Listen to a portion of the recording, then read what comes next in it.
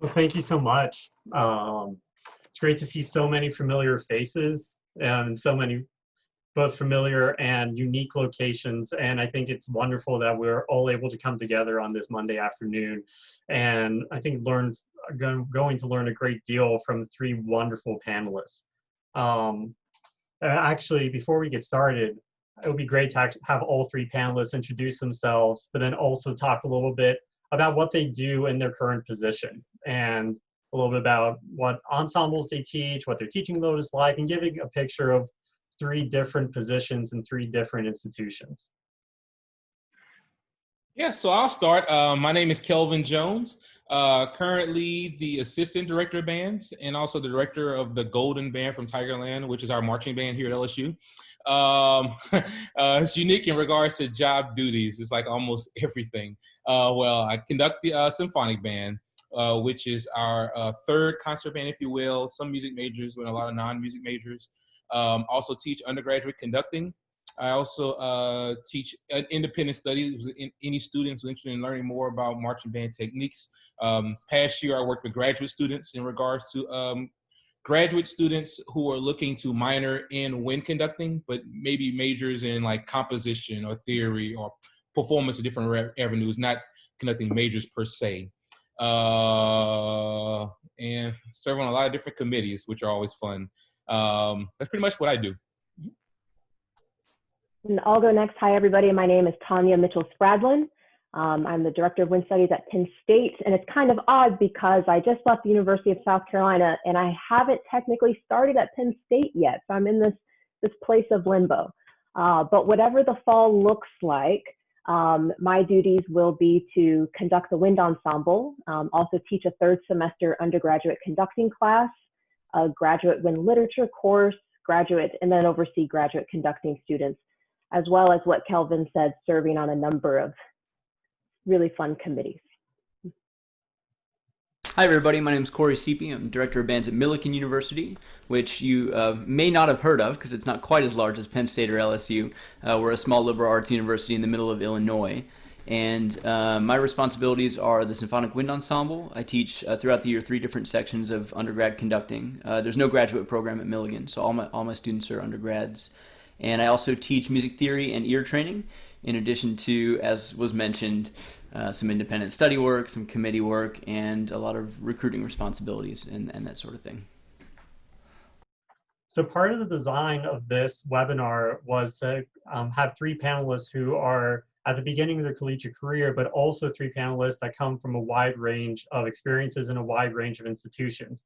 Some institutions are larger, some institutions are smaller, and they have a variety of responsibilities and roles with that. So some of the goals of this session for you all, this is targeted for people who are interested in becoming collegiate band directors, is to help unpack a little bit about what it's like to be a collegiate band director, learn a little bit more about those first important few years in the profession and some of the lessons and takeaways learned during those first few years.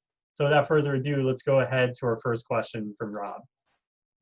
Yeah, thanks, Isaac. Our first question, we'll start pretty broad, and you can answer this and you can really go in any direction. But if you could just talk a little bit about your biggest challenges in your first year and maybe how you dealt with those challenges throughout that year. And we'll start with Dr. Jones. Yeah, I would say 2. It's unique because in my position currently, when I was hired on, I was a graduate assistant at the same institution that I was hired on there. I was very fortunate and blessed to have the opportunity, but I went from teachers I would call Dr. Perry or Dr. So-and-so to, hey, Jeff, hey, Jim, so kind of losing that teacher-student to colleague perspective. And not only from that area, mostly with the students, they went from calling, hey, Kelvin, to now it's Dr. Jones. And I was not a stickler for I'm Dr. Jones every day because I didn't want to lose that social person dynamic or make them feel like I instantly changed. But that was unique because obviously you have a different mindset when it's, hey, Kelvin versus, hey, Dr. Jones. But that's something that kind of trickled throughout time. And I was fortunate to where most of the kids understood that. I didn't have much issues with that. But I will say one of the bigger challenges was trying to maintain this level of excellence that was instilled with me this past year over the marching band, even with the concert ensemble.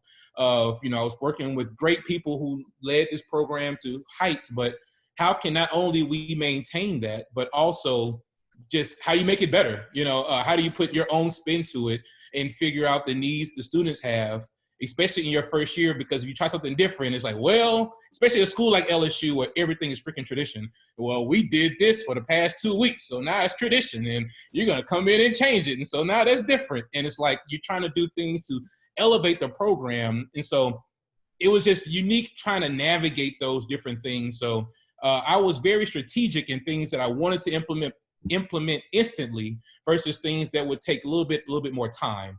But it was just unique kind of hearing those, and you kind of get feedback sometime from, just different stakeholders who may not have the most vested interest in the product itself. But those are my two things: just work in the same place I have been, but also to how do you maintain and elevate something that historically has been great. Yeah, I would chime in that I completely agree with Kelvin. Your goal anytime you go to a new job is to maintain the standard of excellence of that position. It doesn't matter what existed before you, but particularly if it was very, very good, but at the same time trying to make it feel like your own and having your own stamp and your own voice. I'm about to start my first year at a college, and I would say the difficulties have been different with each school. So I'll talk about, when my first college job was at Valdosta State University. I was the interim director of athletic bands, and my difficulty was something that is a really easy thing to fix, but it was difficult when you have taught high school and you love teaching high school, and that was navigating the time, specifically the face time with students. So I'm very student focused. So the time to get to know the students in a genuine level, on a genuine basis, while also giving them the highest level of instruction you can, it's just so small. And that's one of the biggest differences I noticed between teaching high school and teaching college. There's less rehearsal time, there's less class time, and therefore you see them less frequently. And so for people who, like, it's your bread and butter, you love interacting with students, it's everything about the job that you love. It's on a micro level, classes are very short and not every day. And on a macro level, the semester ends and they're just gone. They just disappear. Whereas in high school, they'll linger around, be around all summer, come in the mornings, during your lunch break, after school, all day on the weekends. And so that was an initial challenge that I felt my first year. Another challenge was, you get to a new position. For me, I said yes to everything. And so on top of managing a very full course load, and I was also finishing my doctorate when I started at Valdosta State and at South Carolina, actually. So I look back on my first year and it's a complete blur, and I felt like a zombie the entire time. And so it's important to remember that sometimes obstacles to your time or your mental health are presented as opportunities, and you don't have to say yes to all of them, but that's a really hard thing to navigate. So you just have to make sure not to lose sight of things that you need to function as your best self, like sleeping and eating, those types of things. Yeah, I'll echo Tanya's comments about balance. If we're not talking about COVID and an immediate pivot in March to entirely remote learning with wind ensemble and multiple sections of conducting, the hardest thing for me was that balance, and specifically balancing sort of my primary responsibilities as a wind ensemble conductor, which are responsibilities you're all familiar with. Aligning that amount of time with the amount of time it took to teach sophomore level theory and ear training for the first time, and creating all of that content and diving into all of that grading, it quickly became apparent to me that I was going to have to work twice as hard on the theory and ear training side because I just had fewer reps in that realm. And it wasn't understanding the content that was the issue. It was how can I optimize student learning in the classroom? Because I've taken a number of those classes and I've taught it at the high school level and this sort of thing, but never have I gone through an entire year of teaching music major, theory 3 and 4. So just the amount of, commitment it takes to generate the PowerPoints and the assignments and the tests and the audio examples and then to grade all of that. That was the biggest thing for me, and keeping that in check with my primary responsibility, because I didn't want that aspect of my job to have negative impact on the wind ensemble. So speaking of being a zombie and kind of, going through that first year with limited sleep and that sort of thing, I can resonate with that for sure. And then, another thing that's unique in my role is there are no grad students here. So everything you all are doing right now, if assuming you're graduate students, I do all of that still. So that part's like riding a bike, when it comes to the social media or the sort of physical organization or just the behind the scenes dirty work, so to speak. We get to do all of that, plus be the director of bands, plus teach theory. So just that juggling act was the biggest struggle for me. Mm-hmm. Yeah, well, all three of you all, I think touched on a lot of great points and a lot of variety and how the challenges are different, but also similar across first jobs. So when you started entering that first job or started entering a new job, what are some things that you did to help facilitate a positive transition with students, but also a positive transition with the program? Like I know Dr. Jones, you touched a little bit on that. Transitioning from a graduate student to a faculty position at LSU, but I would love to hear other people comment on that as well. Sure, I'll start with this question. It's an awesome, excellent question. I think there are kind of three big groups we want to win over, if you will, when you start a new position. The colleagues that you're going to be spending a lot of your time with and sharing students with, they're your community, and then of course the students, which is, I would argue, the most important group. And that's the reason that we show up every day. And a positive relationship with students is it's absolutely paramount, and it can make or break any teaching experience in any setting.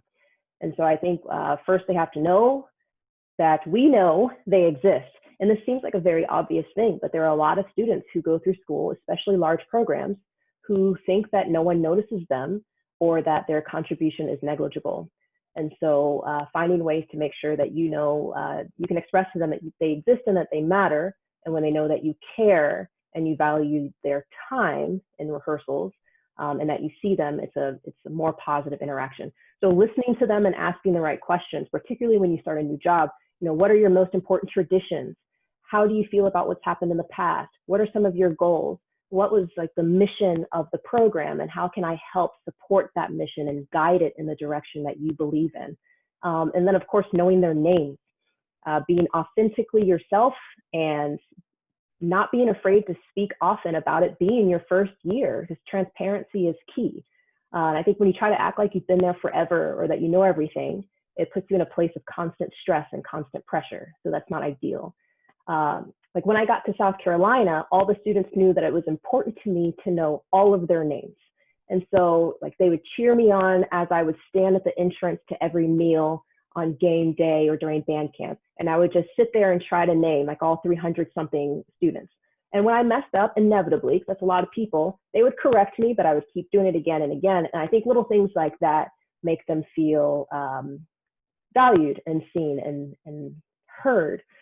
So we can't forget why we're teaching and why we started conducting and why we joined academia. It's for those students. Yeah, 100% agree. Everything leading up to getting into the position is research about the institution and what's my load going to be and what's the band program like and what repertoire are they doing. And you show up for auditions and there are people and they're the students that are absolutely the most important part of our jobs. And they're a wealth of information, to echo one of the things Tanya and Kelvin both said, whatever the institution is doing great, whatever the students love about that wind ensemble or that program, that's the reason they probably chose that school. You want to lean into that and celebrate that and understand that from their eyes as well as the eyes of your colleagues and sort of build on what's working, right? So not only does it help students trust you and really want to perform their best for you by putting the emphasis on getting to know them authentically, but you can also just mine a lot of data about their experience thus far, especially the upperclassmen. You're only going to have 1 year with those seniors. So I tried to place an emphasis on getting to know some of the section leaders and some of the leadership in the wind ensemble because they weren't the ones that I had in theory class. I only saw them in that rehearsal space. One of the things I did to facilitate that transition was I required every student to meet with me one-on-one. And it took a lot of time. The second and third week of school were a blur of individual 15-minute meetings back to back to back to back to back. But I was taking notes the whole time. What's your major? What are your career goals? What are your passions? And the meetings with seniors often became 30 minutes, 45 minutes, because they knew that our time together was limited, and their experience over the 3 prior years was really important information for me to learn.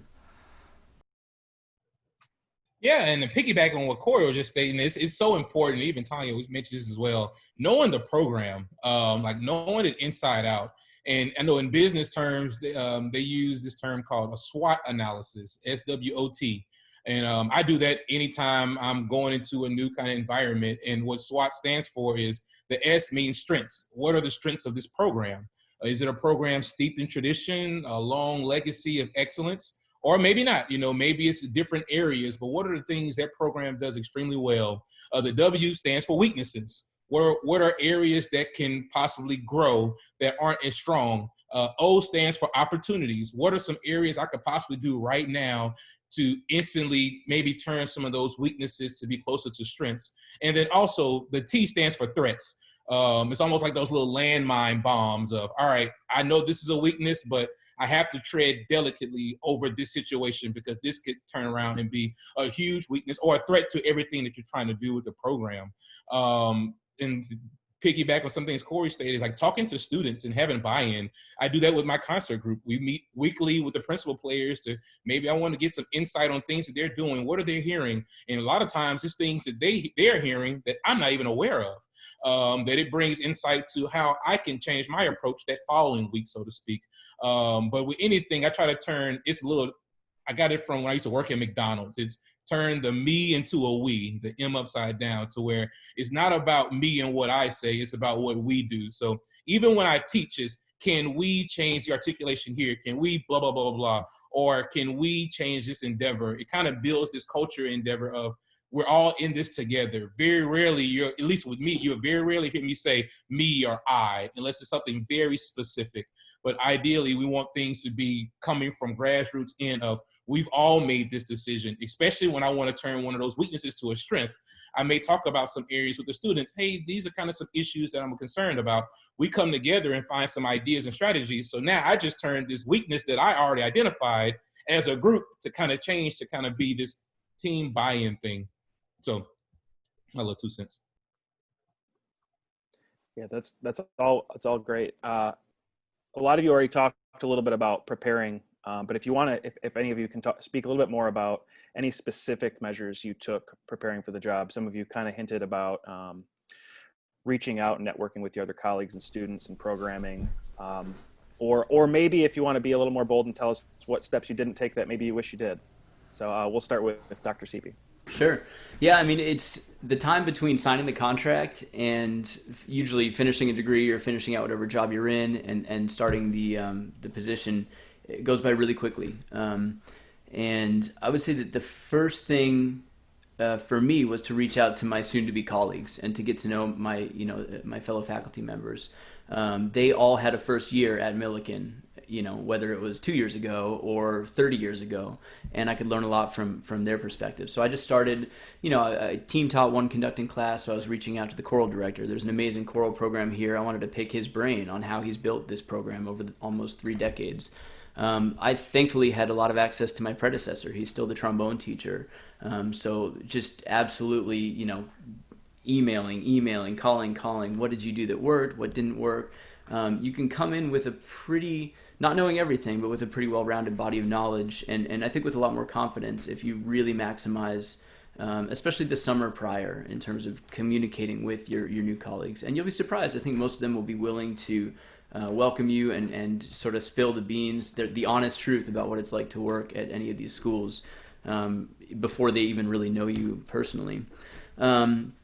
Another thing I did was, and it sounds like a no-brainer, but learn whatever you're going to program on the first cycle. First of all, spend more time than you think programming that first cycle. It's really important to pick the right repertoire for your group or groups right out of the gate.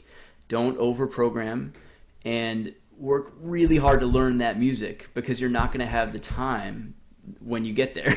Everyone wants to sit down with you and get to know you, and you're teaching all these other classes, and you're keeping so many plates spinning that you can't even anticipate the committee work, the recruiting, the extra gigs, etc. So I spent a lot of time last summer just making sure, it's should be the first box that we check, is knowing that when I get on that podium, I'm ready to go. And that's the easy part. The rehearsal is the easy part of year one, at least it was for me. Because we're prepared for that. We're not prepared for all the other stuff necessarily. And then the last thing I'd say is, especially in the last few years of whatever graduate program you're in, focus on your weaknesses, and I'm sure you're all doing that to get ready for sort of the job hunt. But whatever areas you're not feeling confident in when it comes to going into an interview or going into a classroom or a rehearsal, those are areas to just be honest with yourself about, and your fellow, grad student colleagues and your professors, and keep trying to improve those areas that you're not as confident in, so that when you get there on day one, week one, year one, you're fully prepared. That was really well said, and you're just going to hear me echo a lot of the similar things that Corey said. But in preparation for Penn State, I just read and researched and did a deep dive into the school and the program, and I'm continuing to do that. And then also involved other people in the sharing of ideas, particularly people who are already on campus, faculty. As I prepare, I've spent a lot of time speaking with a previous director who just retired, and so he's been a great resource. Also, the other directors at Penn State, Greg Drain and BJ Hickey, are just fantastic and wonderful, and they are a wealth of knowledge and very open and welcoming, and just I'm so excited to spend time with them. But it's been great to be able to ask questions. And then exactly what Corey said, reaching out to all the faculty and getting to know them. Also studying everything you can get your hands on. What's been performed in the past? Where? Did the group play in any conferences? Is there anything up in the air right now? Are there any commissions that were put in for, bought in, that we don't have? What is the structure for running XYZ? So every single little thing demands intense scrutiny because it's new. So really doing a deep dive into all past documents, program structures. And then kind of a regional thing. When starting a new position, if you have the ability to get there early, that will greatly benefit you, because you can spend time with colleagues, you can learn the spaces, you can learn the town. Very different when we're in a pandemic, but even now, COVID has been going on for a while. We moved here in the middle of the pandemic, and we've still been able to get to know a lot of colleagues, get to know our way around town, find places where we like to walk. And, it's particularly important too, because it's the time where you get to know your colleagues without having to ask anything of them. And so you're not asking for anything yet. You're simply getting to know them as a human being. And that's a really important thing to do. So if you have the ability to start early in the summer, then I highly recommend it if it fits in your schedule. Yeah, I think Tanya and Corey kind of said it like super best with all of those endeavors. I would just double down on knowing that environment, knowing your students, and knowing that program. Like going in, not necessarily talking about what they do, it's what do we do? How do we contribute to it? I know those are more so about culture things, which is something I'm just really big on when I think about anything that I'm working on. But how can you ingratiate yourself in that culture? And then things you want to do to kind of manifest that to your vision, then you're doing it by that way. But people always are more open to help out when they feel like you're one of them versus you're talking down to someone, or you're an outsider, if you will, especially if you're going to a place where you don't have much information about, or they don't have a strong lineage or tradition, things like that. And you're trying to makeshift something. At the same time, you have to go to their level, and then from there you go up together. But everything they said is ditto. Right, that's awesome. I just wanted to also say to everyone who is listening that if you do have a question, feel free to put it in the chat. Now, Dr. Kearney mentioned this, it's a public chat room. So if you feel comfortable sharing a question, Rob and I will go through them, and we have a little bit of time at the end of the session, we'll maybe get to 1 or 2 questions from you all, but please feel free to add some questions into the chat there. I actually do have, before we go on to the next question, I have a quick follow-up question regarding this last topic. So I know all of you mentioned, or I know Dr. Mitchell-Spradlin and Dr. Seapy, you mentioned taking over for people who had already had a lot of experience. Did you experience anything where you, being a junior faculty member, did you feel like you had to do anything different or do anything to establish a rapport with faculty that are maybe 10, 15, 20, 25, 30 years your senior? Like, how did you feel, or how did you approach being a young person on faculty when some of your colleagues can be 25, 30 years more experienced?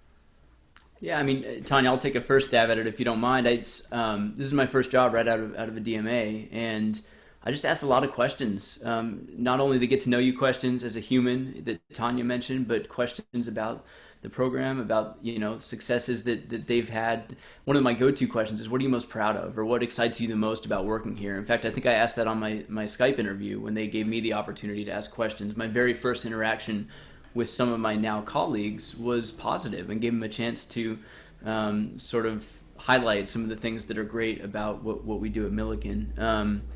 Lots and lots of questions, and just take notes. You never know when you're going to need that information. I don't feel like I needed to do anything differently, but you want to make sure that you have an attitude of humility. Kelvin mentioned meeting people where they're at, and then we go up. You're not going to make a ton of changes in day 1, week 1, even year 1, and you got to kind of pick and choose your battles, so to speak, and also pick and choose your priorities in terms of a chronology of if you are going to change things or take any program in a different direction. So just be humble and be willing to learn as much information as you can possibly soak up.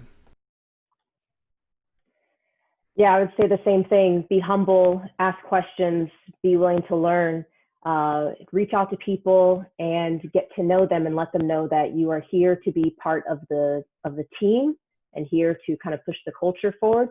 But also, I've always been the youngest one everywhere I've been. When I started teaching high school, and you don't walk into a place and go, I'm a kid wonder, I know everything. You go and you want to learn, you want to do your best, but what resonates is that you're prepared and that you're professional.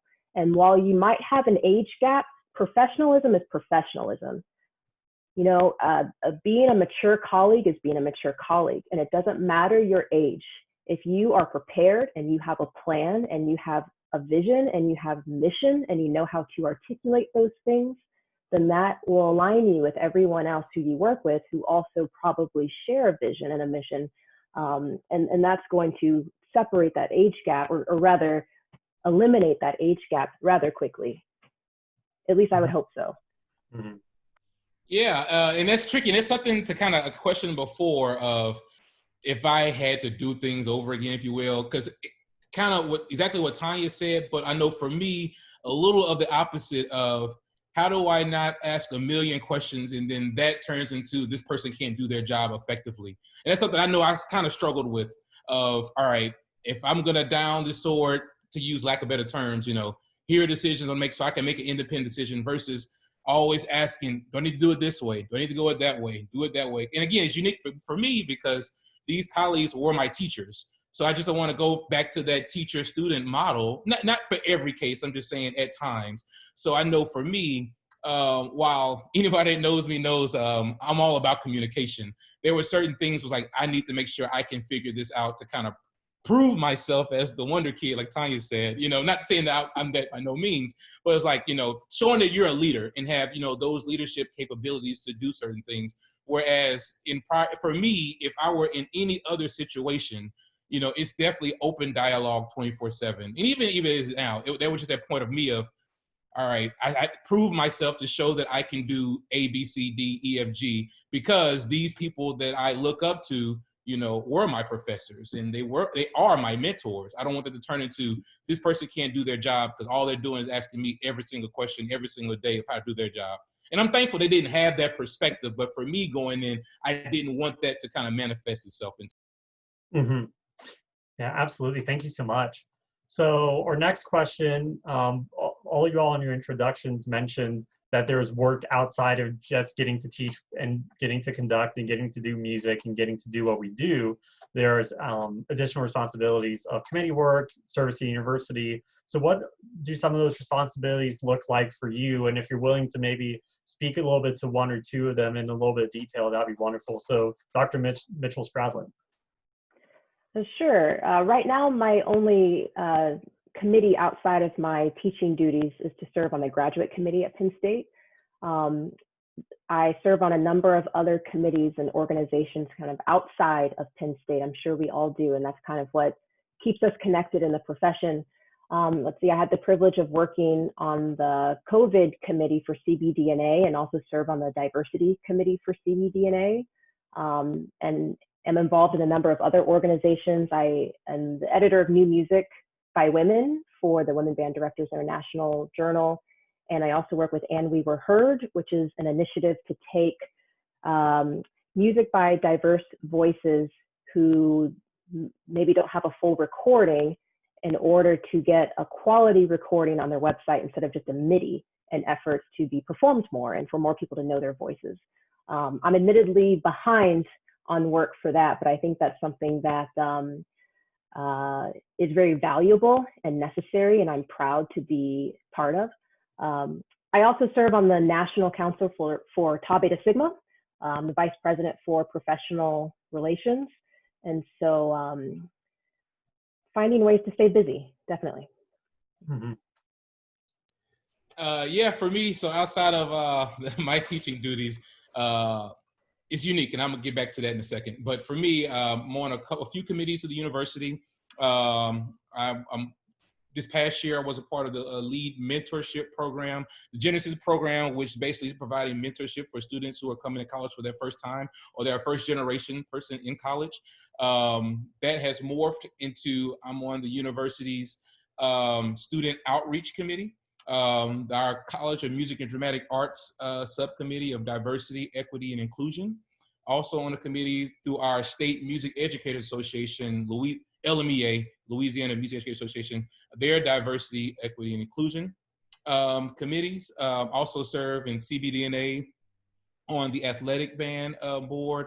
I do some work with Music for All as well, and a lot of other things. But the things that get unique are the duties with the job. So for example, today, we have a staff meeting at 9 o'clock. At 8:58 a.m., I get a phone call. I pick up. It's a person from the local paper because they saw on Facebook that the marching band will not be traveling this year. So it was trying to get questions about that as I get into the staff meeting.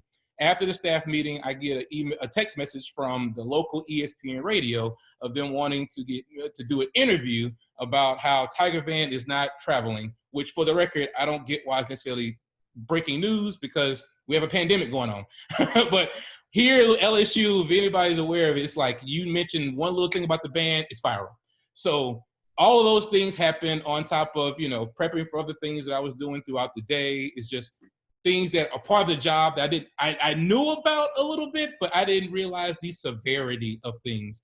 Yeah, and I can go on a whole diatribe about people and their infatuation with the band, which is good. But sometimes people just lose their mind on what we do. And it's like, we're in a pandemic. You should be asking me if we were traveling, but that's another topic. I mean, there you have it, right? Committee work. And then, like I said earlier, everything you're currently doing, if you're in a graduate program, all that work still needs to get done. So we're talking, everything from emails up to hundreds a day. Managing a budget, that was something I haven't gotten to do. I haven't gotten to make budget decisions as a graduate student, and now suddenly it's up to me what we spend our money on. Lots of meetings, meetings for me in both the music organization ensemble area and in the theory area. And then recruiting, going out and doing honor bands and going to local high schools and going to judge marching band competitions. I mean, that stuff, building a relationship with band directors at the high school and middle school levels in your area, all that stuff really is important and starts to take a lot of time. But it's good, it's good to keep all those, to be organized about all those things, keep all those plates spinning. The publicity here isn't quite as bad as being, director of the LSU Tiger Band, thankfully, but you do get those interview requests too, radio and newspaper. And when you're new, people want to get to know you. whether it's a small community like ours or a big program like theirs. So you want to try to spin all of that toward your ensemble and to celebrate the students. You know, take advantage of that first year publicity and say, look at what the students are doing, and come to our concerts and come to our games and that sort of thing. So the next question we're going to do could really be its own Zoom webinar on its own, but about the application and interview process.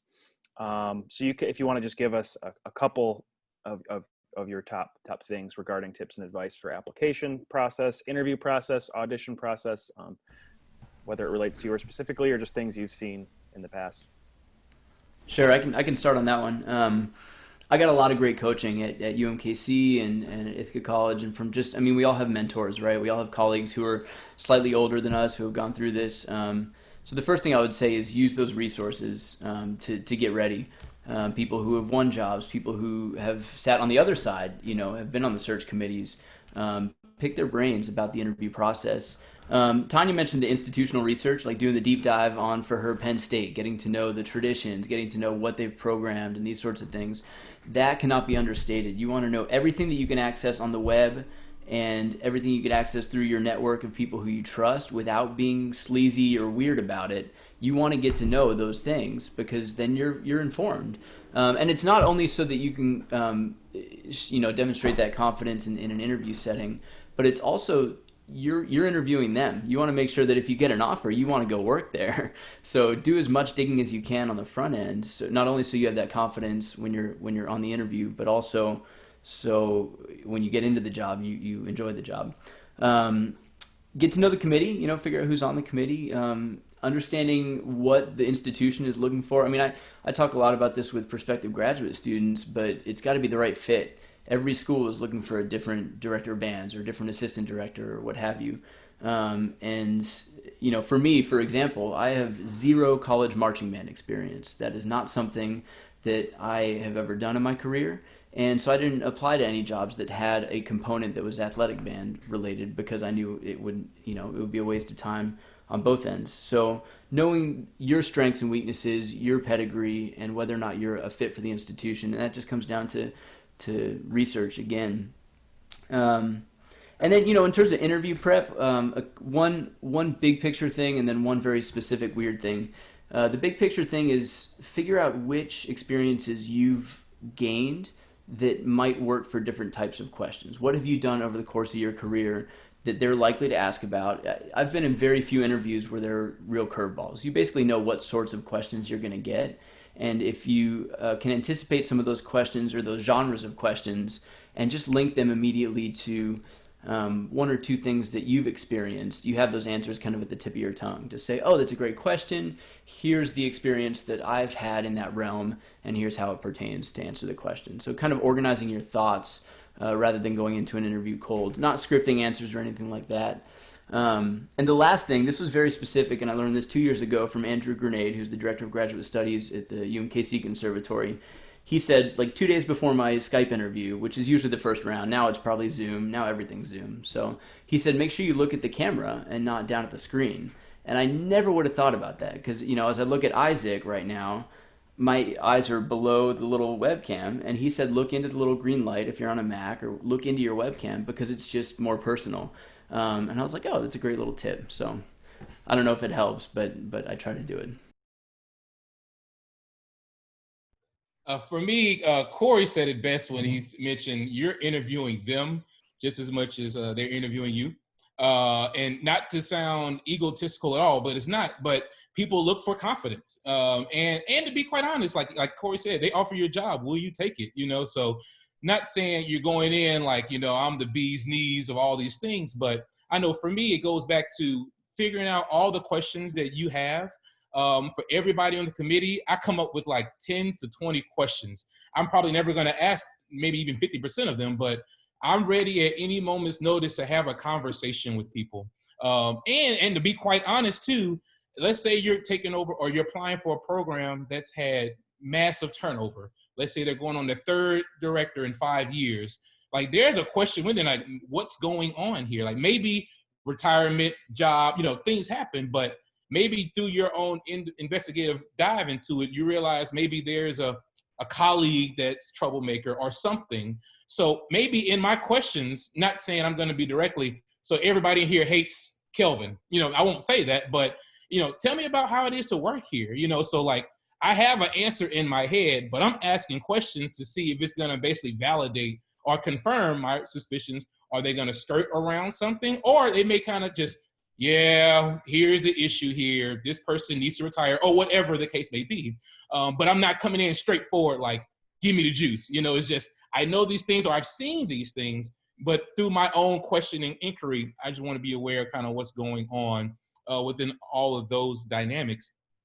Something that I was told when I was younger in life, if you use the resume or paper you have to turn in, you use high quality paper. Now everything's digital, so it's not necessarily the case right now, but there's that whole tactical feel of people see things like, oh, it's of great quality. But definitely if you're submitting, let's say, video material in your audition package, put some of your best things first. That's a Bob Reynolds tip. Because let's say, you know, oh, I really get into some great teaching moments at minute 9 and 11 seconds. Honestly, the committees, if you're not showing them something within those first like 30 seconds to 2 minutes, it may be out, you know, and that goes to marketing research, where with the social media going on right now, people have the attention span at like maximum 45 seconds. So ideally put some of your best material first, like hook them, and then from there kind of bring in that gravity, because you may lose an opportunity because a committee may get 80 applicants, and, you know, just being honest, they're probably not going to look through 10 minutes with an extreme focus on all of those. And then the other thing I would just suggest is when you do like your cover letter, for example, I mentioned earlier about doing a SWOT analysis about, you know, what are strengths and weaknesses, but maybe you kind of figured out, all right, here are some areas where we can improve. Or let's say the program, we know recruiting is a buzzword right now, and even more of a buzzword is diversity, you know, and maybe you have experience kind of hitting some of those mission statements maybe that university has. So with recruiting, you know, talk about strategic areas where you can do it specific to them, not just the generic, oh, I am a great recruiter, and you just change the name at the very top of. If I'm in Louisiana, for example, I may talk about, I want to hit into some of the schools in East Baton Rouge Parish or Ascension Parish or Livingston Parish, which are good high school programs in our area, but you kind of do your research. That way the person can see that, and they see you have at least a plan, and hopefully we can talk to you more to discover this plan, but you're not just giving us something very basic and generic, and you're going to very specific things that you can do. Ideally, you'll talk about, you know, research, if that's involved some things in there, creative activity. If you're doing an athletic bands position, maybe drill writing or arranging, or maybe you have experience presenting at sessions, or you did clinician work. Just kind of get into your experience, especially for those out there who are coming out of college and looking for a job. You're already kind of behind the 8 ball because you don't have the experience, right? So what you want to do is show that I do have experience. Maybe I haven't taught at X university X amount of years, but through these tangible things, I can add value to your program. Yeah, and you mentioned when you asked this question that this could be its own session, and it definitely could.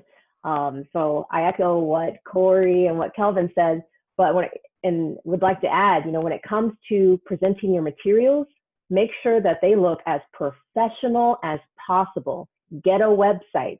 I remember when I was in grad school, one of the best things that someone told me was, even if you're not ready to build your website right now, buy your URL so that when you are ready to build your website, you have your name and someone else doesn't take your name. So think about that now. Find high quality HD images of yourself, get the highest quality camera and recorders. It's really important. It's not the same thing. Get a separate camera and a separate recorder. Put the camera facing you at the back of the ensemble and put the recorder behind you and above you, which is the best place to record audio in the ensemble. And then when you're ready to put your video together, align your audio with the camera video, and then get rid of the audio that comes from the camera. That's going to get you the best quality sound for your video. And if you're not proficient with that now, like I wasn't, I had to get someone to help me to start figuring those things out, or finding someone who is able to do that. You know, we don't have to all do it solo, but that's an easy way to make your product and your video way more high quality than just taking the camera shot and then uploading that. Do more research than you think is necessary. And then make sure to incorporate that in your interview, and not just research about the School of Music, but also the art department. You know, what's innovative about the engineering department? What's special about the off-campus offerings and activities? And as you are doing this research and as you're coming up with questions, make them mission focused. Like for me, everything is mission focused. So like, what's your mission? What defines you? What is important to you? Because that's going to guide the kinds of questions you ask. And that way you're not just asking random things that you could have found on your own with a little bit of research, but you're asking questions that will actually help you when you get the job and you have to start planning, right? So the purpose of asking questions is so that when you get that call that says we'd like to offer you the job, now you know where to start. You have a great place of where to start because you asked the right questions that actually aligned with what you're going to do when you get that call. And then just one last thing, it's a little bit separate, kind of when speaking about the interview, because you'll get to a point in your current job, if you're leaving one job and going to another, where you'll need to tell your colleagues that you are a finalist for another position. You know, you'll need to tell your dean, you'll need to tell your colleagues. And that's an important thing to navigate, and some places can be more sensitive than others. In some places you'll wait until you're a finalist, and other places you'll say it right away, hey, I'm applying, here's why. And I have found that the immediate question that happens after I say, hey, I'm a finalist for this position is, oh, who else is a finalist? And I'm sure that comes from a place of a curiosity, because that's what we do in our profession. We look for connections. That's what we do. And so if I might add a piece of advice, if you're that person who says that, hey, I'm a finalist for this, and someone says to you, oh, who else is a finalist? And then they start rattling off a list of accomplishments of all the other people who are auditioning for the same job, then don't let that phase your focus or your excitement. And if you are, I guess this maybe a PSA, if your colleague or friend says, hey, I'm a finalist for this job, don't ask them who else is also applying or a finalist. Find that out from somebody else.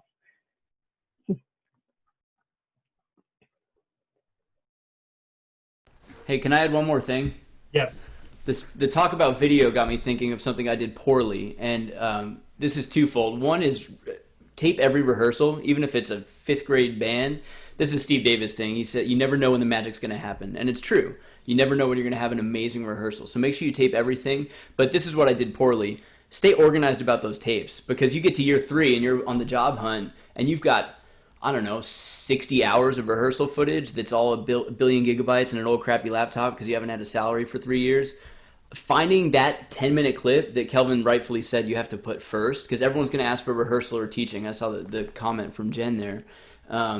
That can take a week to find the right clip unless you're organized, unless you go back in and save that file immediately and say this rehearsal was absolute crap, or this rehearsal was an 8 out of 10, or from minute 14 to minute 18 in this rehearsal, we made some music that was special. Because when you go on the job hunt, you want to be able to access that and put it on your website quickly without being disorganized like I was. No, wonderful. Thank you. And thank you all three. That's, again, this could be an entire session. So thank you for those very, very powerful and quick tips there. So next question has to kind of go back to thinking about the beginning of the collegiate teaching career. So what were some unexpected experiences that you had? Maybe 1 or 2 quick stories that there was just something that you prepare, you do the research, and then this happens and you go, that came out of left field. So Dr. Jones, what's one of those for you? I don't know if I have specific stories. I know for me, with my personality, I'm like one of those 100% people. And so with the duties of the job last year of marching band, heavily involved with that. And Corey kind of mentioned this earlier, and I just want to triple down on this of knowing your rep as much as you possibly can. And so I had an idea of how things would work because I was here in an assistant role, but when you're over the marching band here, just a lot of other unexpected things, as I mentioned, different meetings with alums, different planning sessions, administrating, all these different factors of trying to coordinate 400 plus people at a preseason camp. And so while I had a good grasp of my concert rep and things I want to do for my conducting classes, I I never felt like I got to a point where I was 4 steps ahead of the group, especially my fall semester. The time management is what I'm getting at, where I felt like I was either right above or maybe 2 above, or like 2 levels above. But whereas before I was easy 5 levels above everyone because I had a better management of my time. And with me, it was, with the marching band, with my classes, but also I'm married with the kid. So it's trying to find that even balance of how do I, do my job and do my job effectively without navigating and in turn being a poor father or a poor husband. And at the same time, not doing the opposite. I'm home every day and I'm not getting my stuff done. So last year was very unique just in regards to me of figuring out that even flow. And I don't feel I got into a good flow until the middle of the semester after I finished my first concert cycle, to where I kind of understood, all right, I have to just wake up 2 hours earlier. And those that know me know I am not a morning person. So if 7 o'clock meant I waking up at 5:30 to be more effective, to kind of get above that group, because things are constantly changing. And here we had a unique football season athletically. So it just took things into more time. So if I had to say any challenge was I wasn't expecting to still be doing football in January, while preparing for a conducting symposium, while preparing for the second semester classes. And then bam, you have a pandemic, so all these different factors of just figuring things out on the site, where I like to be as planned and strategic as possible, like Tanya mentioned. And there were just so many just different curveballs that just happened naturally that I didn't expect, to whereas I have to take care of that, but I would have gotten a little bit deeper in this thing that I didn't anticipate on the front end. For me, it was, whenever you start a new job, we're all told this: don't change anything. Maybe even are told the phrase like, don't move the furniture. But my first college job was at Valdosta State, and I was literally told, change the way the marching band enters the stadium, change how they sit in the stadium, change the pregame show, change what they do going into pregame so there can be more fan interaction. Let's change the music that we play. You have, full reign to change all of this. We want it all change. And it was a very weird place to be and to fight this mindset of, wait, I'm not supposed to.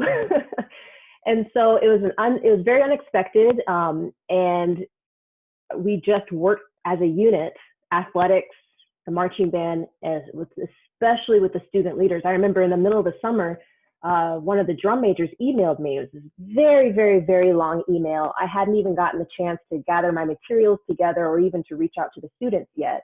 And he said, here's some of the things I would like to see. And I know we're going to make these changes. And here's a long bulleted list of all the things that we want to do. And I've already talked to the students, and this is what we're going to do, right? And I'm the kind of person who really appreciates that kind of proactiveness from the students. And so it's very odd entering a place where you're new and also being told to make changes and not quite sure how that's going to go. So that was an interesting experience that I do not foresee ever having again. I would just say global pandemic and teaching from my office at home for 2 months. That was a bit unexpected, but they spoke to everything else. So sort of a quick wrap-up question. Knowing what you know now, if you could look back to when you were a graduate student, what advice would you give yourself as you prepare for your first job? Start with Dr. Seapy. Yeah, just keep hustling. You never know what experience. You got to bring 100% effort even on days where you don't want to. You never know which of those experiences as a grad student will really pay off, whether it's on the job hunt or in the actual job.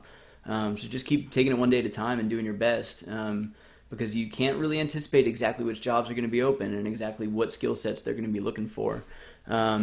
I think I said this earlier, but try to fill in any holes. It's easy. Grad school is the time to be selfish. You get to invest in yourself. So whatever your holes are, try to make sure you're as well-rounded as possible. One thing this is awesome, by the way, Isaac and Rob, thanks for having us, because you're living testament of this. Get out of your school's bubble. You could be crushing it at XYZ school, and then you get on the job hunt, and that school has very little in common with other institutions that are trying to hire their next band directors. So stay in touch with each other, and some of my closest friends in the world are people who I never actually was in a studio with. They're just people who I've met through symposia and through CBDNA or Midwest or these sorts of things where, you know, your network of colleagues that you can learn from can be much broader than the 3 or 4 people you share a tiny office with. No offense, Isaac. And lastly, I would just say stay organized. You know, stay organized. Try to keep your materials, CV, cover letters, all of that as current as possible. Get the website going, like Tanya said, so that when the job hunt comes, you're able to continue writing your dissertation and rehearsing and all of these without getting, because that's kind of a part-time job is being on the hunt. And don't be discouraged when you apply for 20 jobs and you get maybe one Skype interview, because that's just how it is. Just keep taking it one day at a time. Yeah, I would agree. And I would also add, I guess I would tell my grad student self 3 things. One, like Corey said, is stay organized. For me, I would say, don't store anything locally, store everything on the cloud. And if you are storing something locally, make sure it's one giant hard drive, because at some point you're going to be in the middle of your dissertation, your computer's going to die. Hopefully that doesn't happen to you. So yes, storage and organization, and making sure that you can find that concert that you feel like you crushed it in 2015 in the first wind ensemble fall semester. You know, so having that level of organization. So I guess that's the first thing. The second thing I would tell myself is make friends with people outside of our field. We have a lot of opportunities to interact with each other, and it's wonderful. But I wish I had attended more events in other departments so I could see exceptional, high quality art outside of band or orchestra or choir. So I could actually, like, visual art, or make friends with people who are at the top of their field in the engineering department or marketing. So just kind of expanding my point of view, because I think all of those things make us better teachers, better people. And then finally, imposter syndrome is a thing. And I was recently reading a study that said that over 70% of college teachers experience imposter syndrome in their first 5 years of teaching on any level in any field, over 70%.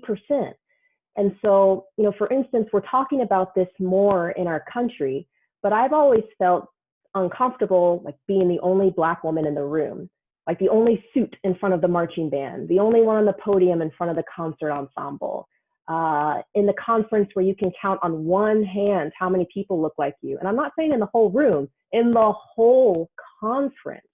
And so when you rarely see yourself represented in the position that you aspire towards, or in the position that you're in, or even in the curriculum, it's normal to fight this inner dialogue, however big or small it might be.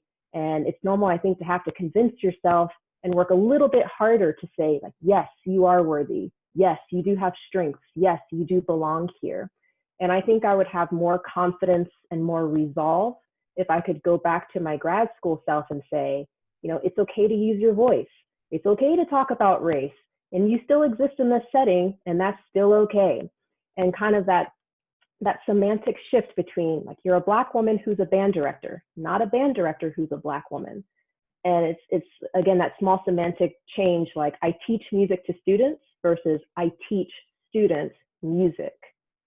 And that change in focus, I think, affects how, at least it's affected how I've traveled through my musical life. And hopefully we see change in the area of representation as our nation and our musical community start to have more real discussions about where we've been and where we are and where we're going. I don't know how to come after that. Like, Tanya's hit the nail like 1,000-fold on top of that. I would just say 3 short things, and even I feel Seapy be coming after that. One is, for me, is stay hungry. I just, you know, I think all of us have this spirit of you want to not fail and you want to be well, you know, do great. So I would tell myself, stay hungry, stay up on that beaten path. Dream big. No, if you would have asked me, hell, 5 years ago, would I be in this situation? No way in the world. Just based on how my upbringing and things, kind of like Tanya mentioned, the imposter syndrome of, I'm just fortunate to just be in this space that I'm in. Only African-American to lead an athletic program in SEC history. Only one to lead one in, you know, in national championship. And I don't say any of that those that know me know I am not a bragging person. It's just, it's 2020 and these things are just first. And kind of the third thing I would just mention to self is it's okay not to know everything. And Tanya and I, we talk a lot about these things in regards to imposter syndrome and things of that nature. Of, for me, when I was a grad student, it would be demoralizing when we would have studio and a composer or a conductor would come up and I've never heard of them. And all my colleagues are just going in talking about it. It's like, I've never heard of Carlos Kleiber, whoever. So I would stay quiet. I would go research like crazy. So the next time we have seminar, I could then approach it and feel like I'm a part of the conversation and not lesser than, or for me, not knowing something and feel I'm the dumbest person on earth. And this understanding that that's okay, Kelvin. You're not going to know everything. Even to this day, I don't know everything, and it's okay to ask questions. And when you ask, it's not to the point of you're asking because you don't know, you're asking so you can be informed. Because like Tanya said, when you're in those spaces, those things are real. No one looks like me. And if I say something that's interpreted, ignorant or incorrect, then I'm like a reflection of my race or a reflection of who I am, or people from Louisiana. Or for me, I did my undergraduate degree at a HBCU. So if I were to say kind of something musically and it's like, oh, I don't want it to be interpreted as people from HBCUs feel that way. I know I'm talking about very minute things, but those small things make big things, and it's just stuff weighs on you. So for me, it's just like, stay hungry. It's okay what you don't know, and, dream big, because Lord knows you don't know what your future has destined for you. And you have to navigate this path to get to wherever, you're destined to be. And don't sell yourself short on any of those avenues. That's amazing. Can quick ask, if you're able to turn on your video, can you turn on your video right now? Just as we're about ready to wrap up. I know we're out of time.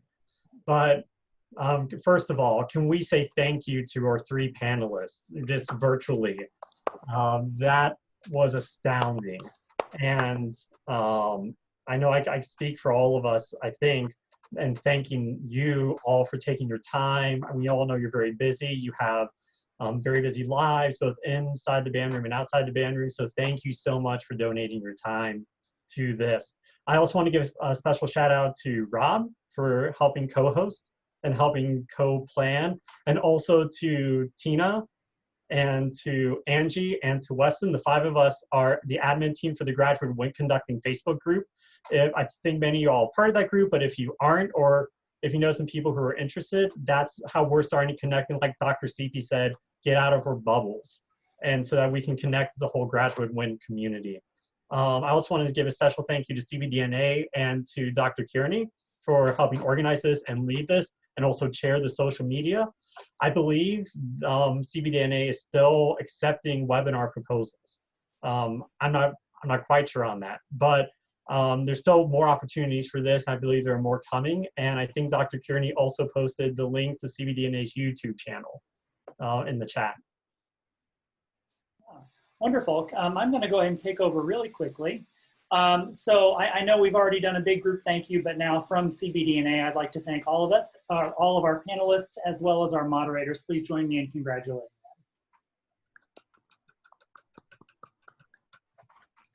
them. So CBDNA's next webinar will take place in just over 1 week from today on July 21st at 5 p.m. Eastern Time. It will focus on best practices in student engagement in an online platform, so pretty relevant. Our presenter is Dr. David Betancourt from Cerritos College.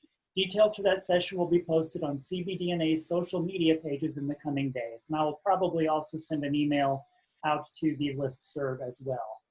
One of the most high pressure things to do as a young person in the profession is email the entire CBDNA listserv. So if you are interested in leading a CBDNA webinar, I do encourage you to visit cbdna.org for instructions on how to submit a proposal.